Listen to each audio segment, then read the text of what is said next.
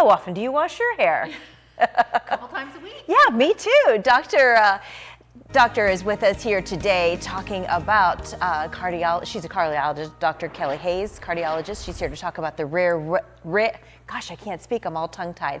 Wear Red, the Women's Heart and Health Awareness Expo, which is happening next Friday at the Bayfront Sheraton Hotel. I think how often you wash your hair is part of women's health, so we could toss that question in there as well. This is something that's gone on annually for a while now. We've attributed wearing red in February to women's heart health. Yes. How important is it to get that awareness and that word out? Well, I think it's very important, and we have been doing an event in Heart Month, which is February, for about 18 years, and specifically focusing on raising awareness and education for women about heart disease. Yeah.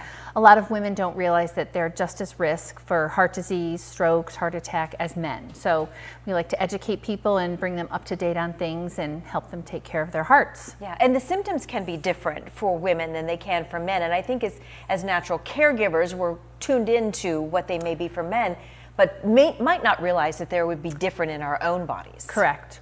And typically, for coronary disease or heart attack, the classic is chest pain, heaviness with stress or exertion, but sometimes it can be different. It can be unusually short of breath, it can be excessive fatigue, it can be GI or heartburn symptoms. So it's important to, talk to a provider if you have something you're worried about, and then also to know your risk factors and what your risk in general is. Right. Is the yearly blood test enough to know your risk factors? I'm thinking particularly with cholesterol levels, perhaps. Well, not typically. That's one important part, but the other thing is to address other factors that contribute to heart disease. So high blood pressure, diabetes is a big one, obesity, inactivity, definitely, your cholesterol numbers, talking about family history, and then actually just talking about any symptoms that you may not realize might be of worry. Yeah, so if you come to the Women's Health Expo at the Bayfront Convention Center, what will you see there? What can you experience? Well, we have screening for all those things, cholesterol, blood pressure, vascular disease.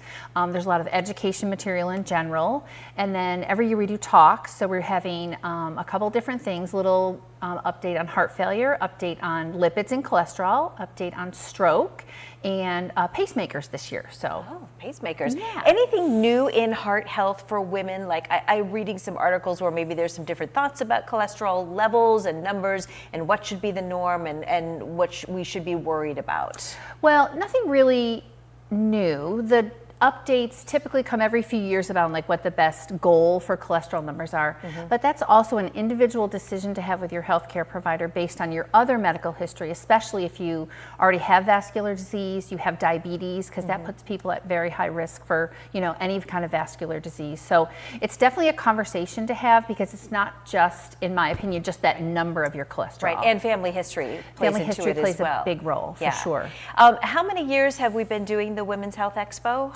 This is year 18. A long time. It's got a great history, and you can learn so much there and take a lot of information home to talk with your own medical provider about. Again, it is next Friday, a week from today, from 8 a.m. to noon, all at the Bayfront Sheraton. And you can check out the Facebook pages where it's under Wear Red, Women's Heart and Health Awareness Expo. You can get more information there on that event that's coming up. Can I add one thing? Yeah, sure can. With the Bayfront construction, to get to the Sheraton, you should come in at the Blasco Library light, and you can get over to the Sheraton that way. Say that again? So with the construction, State Street right at that light to get to the Sheraton is closed a little bit. It's closed off, okay. So if you go to the light by the library and you come in by the library, you can get around and get to the Sheraton that way. And get there easily. All right, some great tips. We are going to have signage as well. Sign it. Okay, good. Yeah, I forgot that area down there has been closed off. Just for a little bit, so. Yeah, and we can always find our way around. I love going to the Bayfront Sheraton because they've got that nice indoor parking garage. It's a great spot for a lot of things that are happening. Free parking, free event. Come down and check out your heart. Is it on the second floor, third floor? It's usually on the second floor. Yeah. Perfect. Well, thanks, Doctor. It's nice to have you today. Have a great